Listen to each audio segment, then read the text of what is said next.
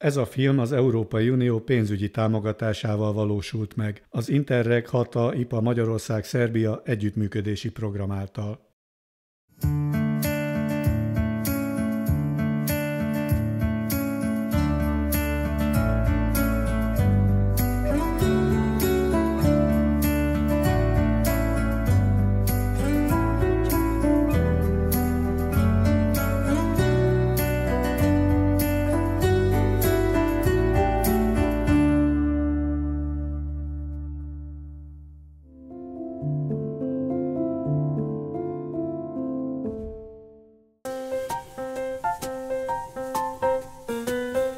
A marstéri piac Szeged egyik legrégibb kereskedelmi központja. Immáron csaknem 200 éve szolgálja a várost. Ellátja a polgárokat, segíti a helyi termelőket és azokat a gazdákat, akik a környező településekről hordják ide portékáikat. A terület egykor katonai gyakorlótér volt, később vásártér lett, ma pedig piac. Átalakulásaiban igazi tükre a régió kulturális és társadalmi változásainak. A nagycsarnok küllemében modern, de szellemében a hagyományokat őrző találkozóhelye a termelőknek, kereskedőknek és vásárlóknak. Ilyen hagyományőrző üzlet a németféle hordós savanyúságok boltja is, ahol a német család olyan zamatokkal és ízekkel várja a szögedieket, amelyek elkészítésének titkát alighanem még ükapáink és nagyanyáink hagyták örökül e világnak. Gyalult káposztából valami? Kártyával tudom fizetni? Akkor 5 kilót szeretnék kérni. Igen. Kora délelőtt van. Nagy a sürgésforgás. Savanyú káposzta. Az apró káposzta és a hasáb azt viszik a legjobban. 1-es, 10-es, 100-as, 1000-es, 2-től 1 kg 94 deka. 6 órára jöttünk, reggel 6-ra, és a szombati nap a legerősebb. Én az apró borkát szeretem nagyon, mert olyan ízű, mint az édesanyám, amit csinált, úgyhogy azért szeretem. Főételhez mellé használjuk savanyúságként, meg káposzta, savanyított káposztát, azt meg nagyon használjuk. Leve, a káposzta nagyon finom. Töltött káposzta, székely káposzta, ezeknek főleg. A savanyítás egy bűvös folyamat, amelyben a természet és az idő játsszák a főszerepet. Az egyedi ízvilágot a családi receptek, a hozzáadott finom fűszerek és a gondos kezelés együttese hozza létre. A zöldségeknek ez az incsiklandó átváltozása Németh Lajos családi házának udvari kisüzemében minden héten megtörténik. A Sándorfalvi vállalkozás a szegedi piactól 16 kilométerre 1968-ban kezdte meg működését. 60-as években a szüleim keresetkiegészítési forrásokat kerestek, és először az édesanyám tejfelvásárlással foglalkozott. Itt a környező házakba felvásárolta a tejet, és gyalog vitte be, kerékpáron tolva Szegedre, vitte az Énetcukrászdába, meg nem tudom, hogy hova. Utána ez a forrás megszűnt, akkor próbálkoztak a savanyítással. Hát először ilyen kisebb tételbe kezdték, de aztán rájöttek, hogy van rá kereslet, és elindultak nyersanyagot keresni, és Szatymasz környékén a Köves út mellett találtak olyan eperfákat, amit alkalmasnak gondoltak erre.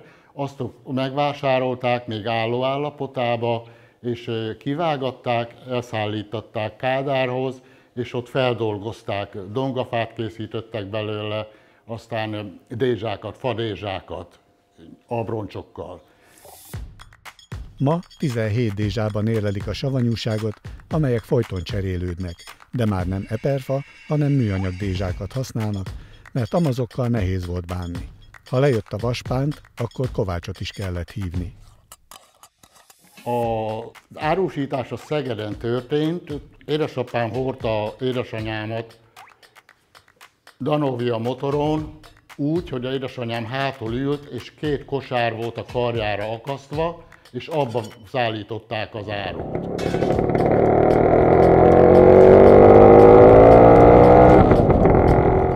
Gyerekként úgy éreztem, hogy oda van a nyaram.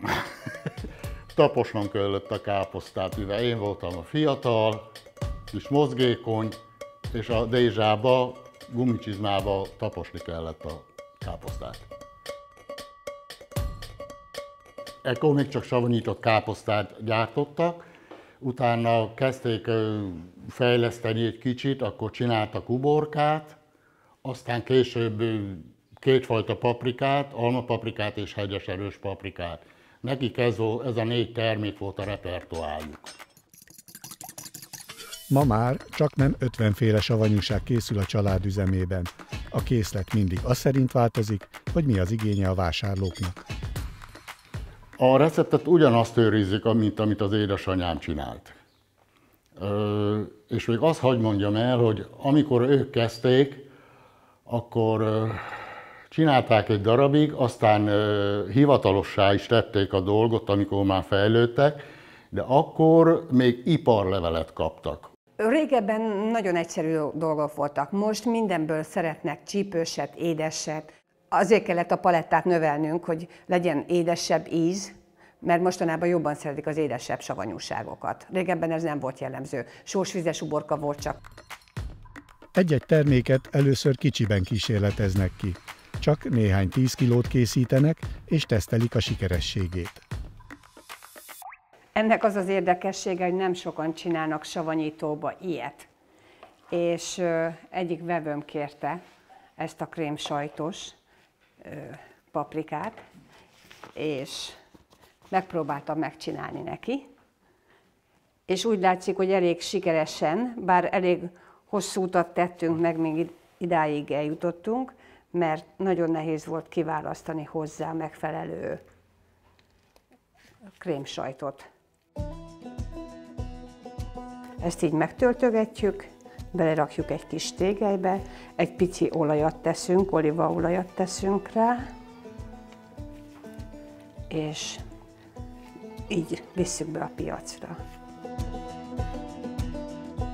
A piaci munka azonban nem csupán üzlet, ismerettségeket, közösségeket is teremt, gyakorta pedig még barátságokat is szül.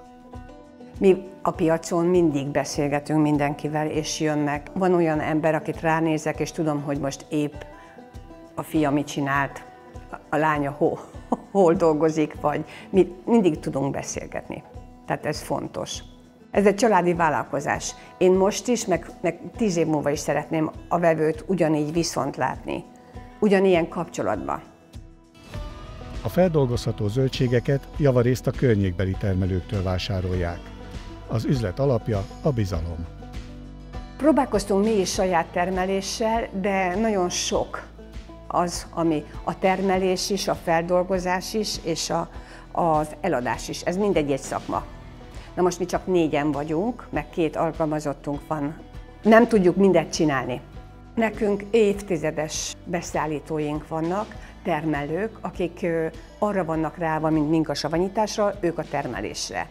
Az az igazság, hogy minden meg van beszélve velük, így szóba, nem kell szerződést kötnünk vagy valami.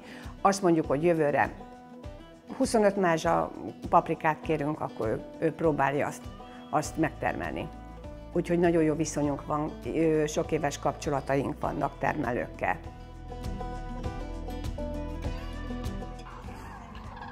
Káposzta szállításra vágják föl nekünk a Lajosék.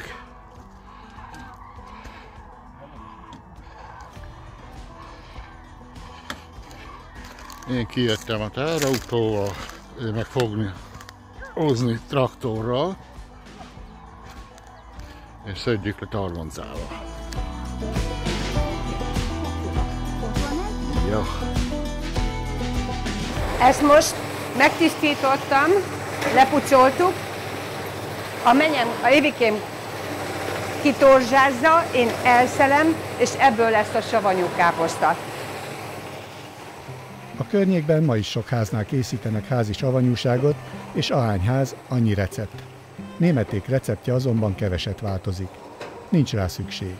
Ez a savanyúság messze földön híres. Pedig nincs is titkos összetevője, ha csak nem az évtizedes tapasztalat és az évszázados hagyomány. Az eljárás a régi, az arányokat már fejből tudják, a receptet nem vetik papírra. A titok a savanyúságunknak a tisztaság, a kezelés, és hát az egyszerűség. Semmi hozzáadott anyag, természetesen savanyodik. A káposztában például benne van a tejsav, már a talajból, és akkor csak só és fűszerek hozzáadásával dolgozunk.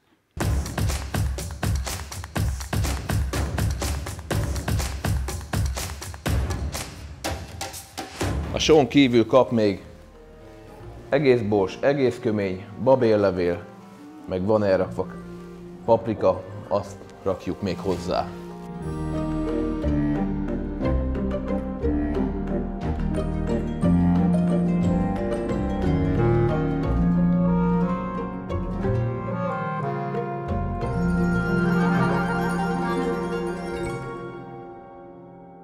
Ráraktuk az utolsó sort, most majd nejlont rakunk rá, rárakjuk a tetőt, deszkákat, köveket, a levegő kimenjen belőle, és akkor kezd el savanyodni.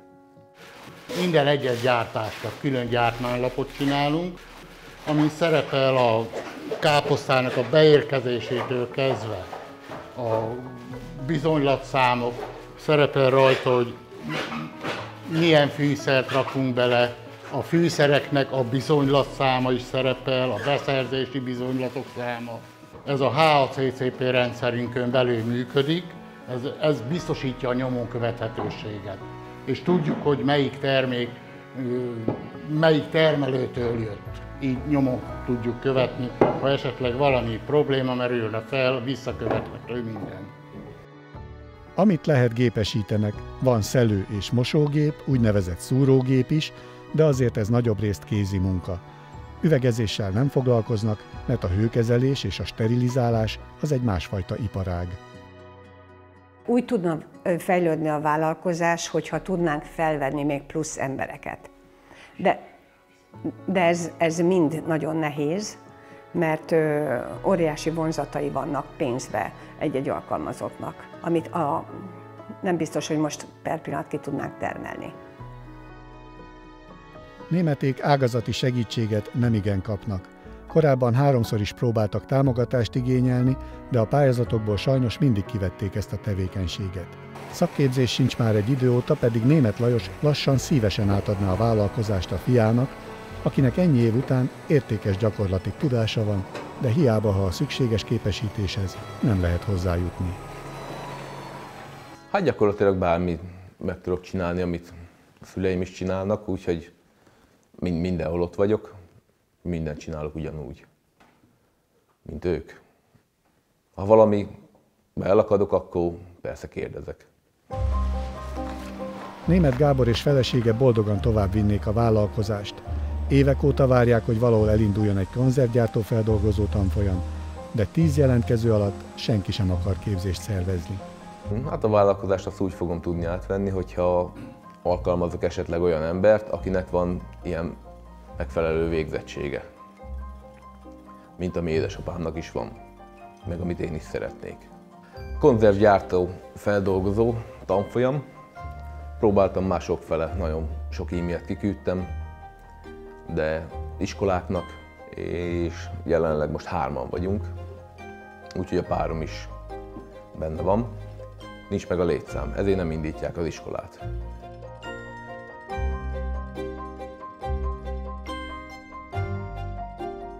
Szeretem azt, hogy csinálunk egy jó terméket, és akkor tetszik az embereknek. Pozitív visszajelzés, és akkor adni valamit, ami jó.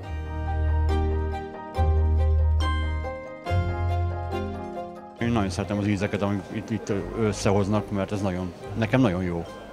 Ide szoktam járni, mert kipróbáltam egy pár ilyen savanyúságos, de nekem ez nagyon tetszik. Ízek, főleg az ízek.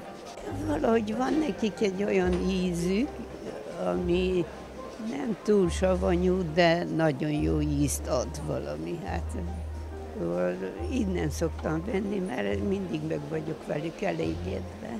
Töltött káposztát akarok csinálni, és azért veszek egészet, mert a közepét mindig apróra összevágom, ugye nem tudom betölteni. És így hát 1 kilónyi, hát majd húst is hozzá.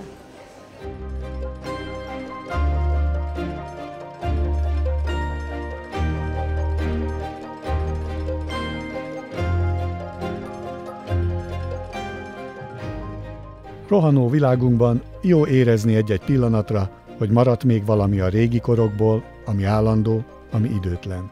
Ezek a házias savanyúságok például felidézik bennünk gyerekkorunk ízeit, az otthoni ebédeket, esetleg a nagyszülők kamrájának illatát.